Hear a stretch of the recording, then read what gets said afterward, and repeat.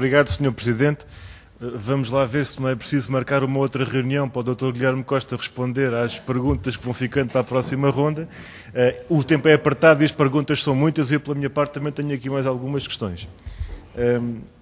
Ultimamente, há uma fábula que está muito em voga, que foi desenterrada por um ministro, que é das formigas e das cigarras. Mas neste processo da RTP faz-me lembrar mais o escorpião e a rã.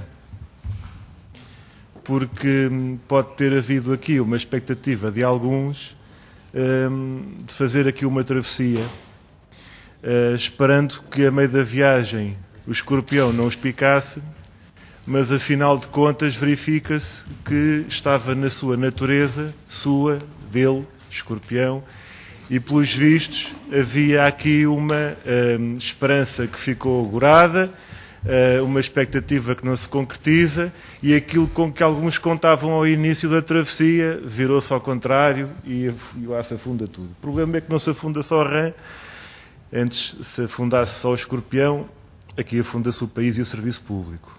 Nós temos um problema que tem a ver com a afirmação que foi feita de que, como dizia ao início desta reunião, entre ter 2 canais de fraca qualidade e ter um canal de melhor qualidade é preferível ter um. Mas o passo seguinte é chegar à conclusão que entre ter 7 canais de rádio ou ter só 2 ou 3, é preferível ter só 2 ou 3 de melhor qualidade. E havemos ter um dia em que ter rádio e televisão de qualidade assim e ter só televisão boa, temos só boa televisão. E no último dia temos que escolher entre isso e o almoço. E, portanto, isto é uma lógica circular e em espiral absolutamente destrutiva que é preciso travar. A sua administração, Sr. Dr. Guilherme Costa, colaborou da melhor maneira que soube com esta lógica, procurando evitar o mal pior, o mal maior. Aí está um mal maior do que aquele que eventualmente poderia ser imaginado. O que eu lhe pergunto é se tem mais alguma coisa para nos trazer do que expectativas de números e leitura do plano que foi atribuído ao Conselho de Administração a que presidiu. Isto é, eu fiquei com uma grande curiosidade sobre a resposta que ia ser dada à pergunta concreta sobre os Açores e Madeira. Porque essa foi uma pergunta que o PCP colocou a Vossa Excelência no dia 9 de novembro de 2011. E a resposta que tivemos foi: esta é uma matéria que vai ter que ser negociada. E é um assunto que vamos ter que acompanhar e ver como se concretiza. E quase um ano depois, a sua resposta é a ler este plano. O que dizia o plano era que, e então apresenta-nos esta ideia de que há, ou pode haver, ou haverá serviços públicos regionais financiados em termos que têm de ser decididos. Isso já não é com a RTP. Se isto vale, se esta lógica vale para os Açores e Madeira, então vale para tudo.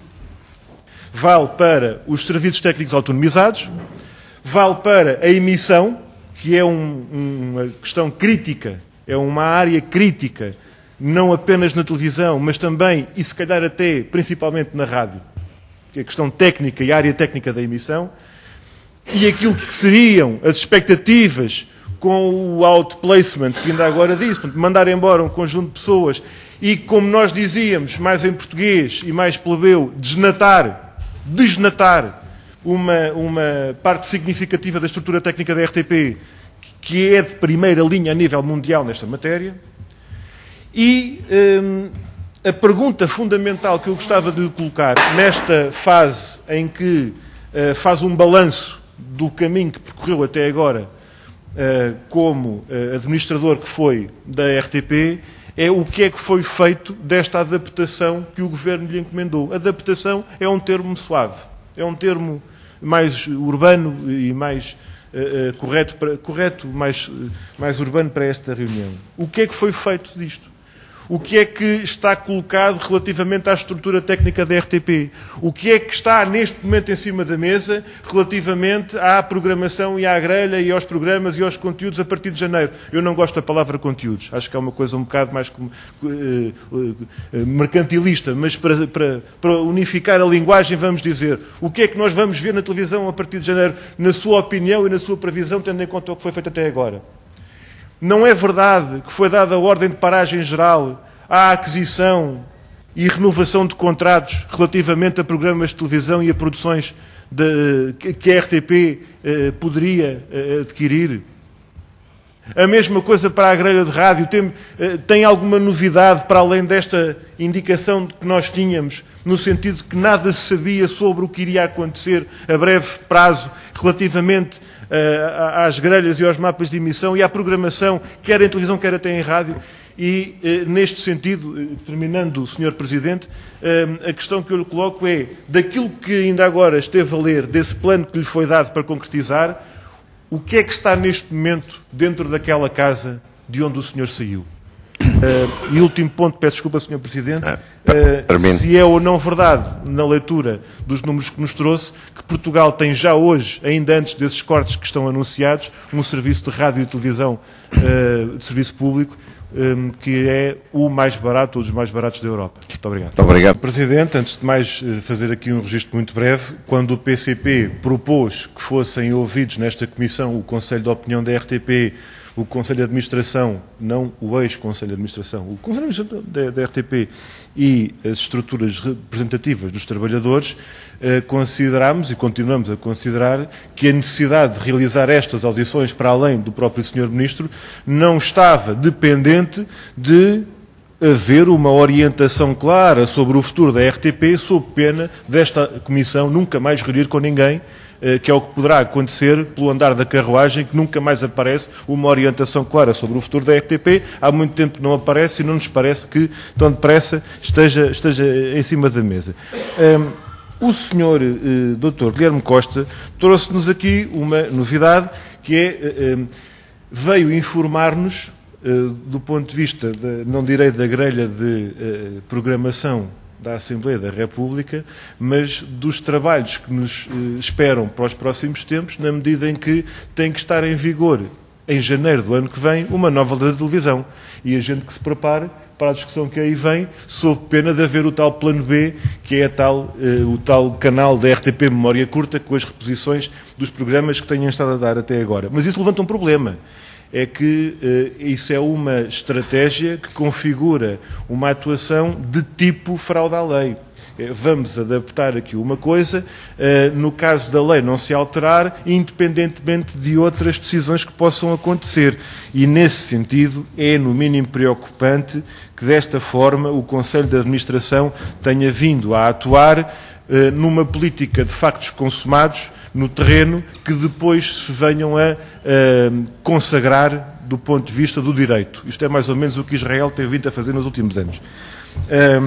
Depois, aquilo que a síntese, aquelas 4 folhas que nos foram dadas sobre o plano dito de sustentabilidade económica e financeira, que, como dizia o Presidente do Conselho de Opinião, não é nem uma coisa nem outra, dizia a RTP poderá manter 3 antenas de rádio.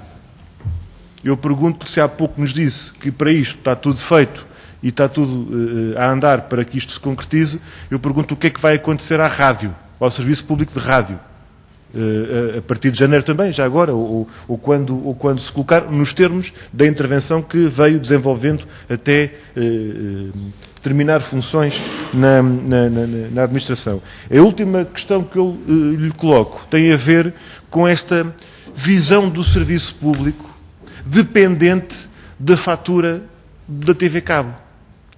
Porque quando nos diz que pôr o foco apenas nos canais free-to-air é os canais que a gente não paga no cabo para ter acesso a eles, de acesso não condicionado, não precisa que ninguém pague, liga-se a televisão e não é preciso uma fatura ao fim do mês para além da licença de televisão, da taxa de contribuição de audiovisual.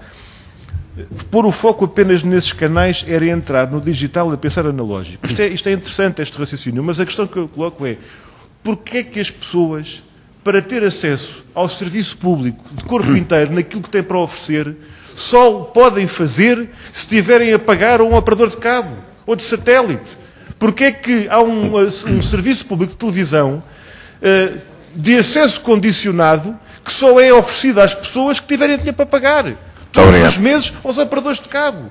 Mas que serviço público é este e que país é este? Muito obrigado, Sr. Deputado. E esta é uma questão, agradeço, Sr. Presidente, e esta é uma questão que se coloca à administração cessante, mas é uma questão de estratégia e é uma questão política que se coloca a esta Casa, aos deputados e aos governantes. Muito obrigado.